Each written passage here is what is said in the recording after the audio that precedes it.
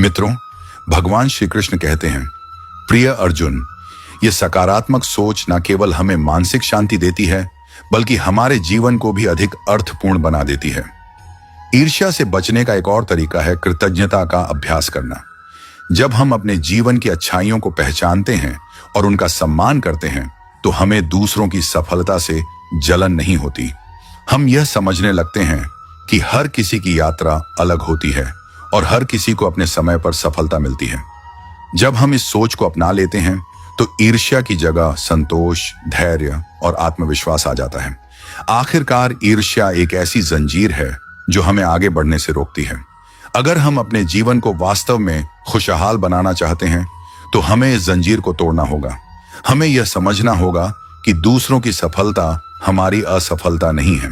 सफलता की राह पर चलने वालों को ईर्ष्या में अपना समय नष्ट करने के बजाय अपनी ऊर्जा को अपने लक्ष्य पर केंद्रित करना चाहिए। जब हम इस सत्य को स्वीकार कर लेते हैं, तभी हम सच्चे सुख और शांति को प्राप्त कर सकते हैं।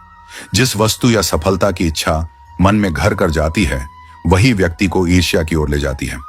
जब मनुष्य यह सोचने लगता है कि उसे भी वही चीज मिलनी चाहिए जो किसी और के पास है, तब उसका मन अशांत हो जाता है। इच्छा और ईर्ष्या का संबंध बहुत गहरा है। जब कोई चीज हमारी पहुंच से बाहर होती है, तब हम उसे पाने की लालसा में खुद को बेचैन कर लेते हैं। लेकिन यह बेचैनी किसी भी प्रकार से उपयोगी नहीं होती, बल्कि यह हमें अपने ही मार्ग से भटकाने का काम करती है। इच्छा करना और उसके ना मिलने पर निराश होना, यही मनुष्य को दुख और ईर्ष्या की ओर धकेलता है। ईर्ष्या करने से सबसे बड़ा नुकसान यह होता है कि व्यक्ति अपनी ऊर्जा को व्यर्थ के विचारों में लगा देता है। ईर्ष्या करने वाला व्यक्ति यह सोचने लगता है कि उसका जीवन दूसरों की तुलना में अधूरा है, जबकि सच्चाई यह है कि हर किसी का जीवन अलग होता है। उसकी यात्रा और परिस्थितियां भिन्न होती हैं।